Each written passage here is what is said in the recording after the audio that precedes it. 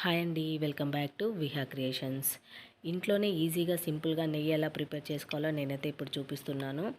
Grinder use చేయకుండా, కవ్వంతో చిలికే పని లేకుండా, ఎలాంటి బ్లెండర్స్ యూజ్ చేయకుండా నెయ్యి అయితే ప్రిపేర్ చేసుకోవచ్చు. నేను ఈ మీగడ కలెక్ట్ చేసి ఒక 10 డేస్ అవుతుంది. నేనైతే పాల మీద మీగడ తీసుకొని నెయ్యి చేసుకుంటాను. చాలామంది పెరుగు మీద మీగడ తీసుకొని కూడా నెయ్యి చేసుకుంటాను. ఇలా మీగడను ఒక బౌల్లోకి తీసుకొని చెయ్యితో కలుపుతూ ఉండాలి. ఇలా ఒక 10 మినిట్స్ కలిపాక మీగడలో ఉన్న వాటర్ అయితే బయటికి వచ్చేస్తుంది.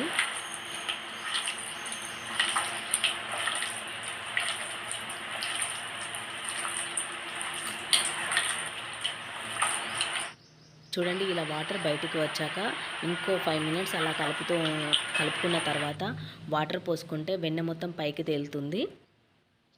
ఇలా తేలిన తర్వాత మనం ఏ బౌల్లో అయితే నెయ్యి కాగబెట్టుకోవాలనుకుంటున్నామో ఆ బౌల్లోకి అయితే ఈ వెన్నను మొత్తం తీసుకోవాలి. మనం నెయ్యి కాగబెట్టుకునే బౌల్ మాత్రం కొంచెం మందంగా ఉండాలి. మనం వెన్నను బౌల్లోకి షిఫ్ట్ చేస్తున్నప్పుడు ఏమైనా వాటర్ వచ్చి ఉంటే మన స్టవ్ మీద పెట్టుకునే ముందే వాటర్ అంతా వంపేసుకోవాలి. లేదంటే స్టవ్ మీద పెట్టుకోగానే చిటపటలాడుతూ ఉంటుంది.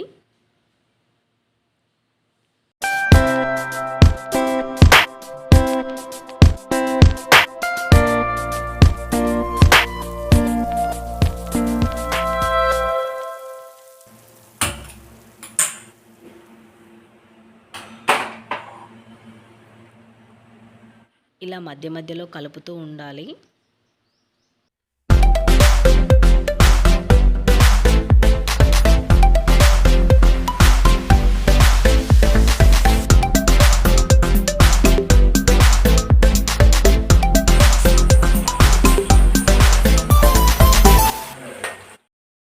ఇప్పుడు చాలామంది అయితే మిక్సీలో గ్రైండర్ పట్టుకొని నెయ్యి ప్రిపేర్ చేసుకుంటున్నారు.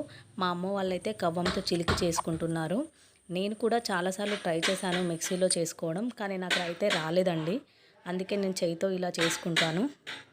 ఇలా కూడా మంచిగా వస్తుంది. ఇంకో మెథడ్ కూడా ఉంది, అది కూడా నేను ఎప్పుడైనా చూపించడానికైతే ట్రై చేస్తాను. చూసారా, వైట్ కలర్లో నుంచి బ్రౌన్ కలర్ అయితే వచ్చేసింది. ఆల్మోస్ట్ నెయ్యి ప్రిపేర్ అయినట్టే. స్టవ్ అయితే ఆఫ్ చేసుకోవాలి.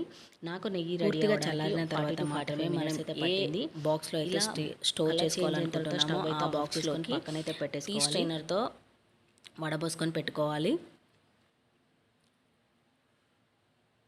చూసారా, ఈజీగా ఎలా రెడీ చేసుకోవాలో.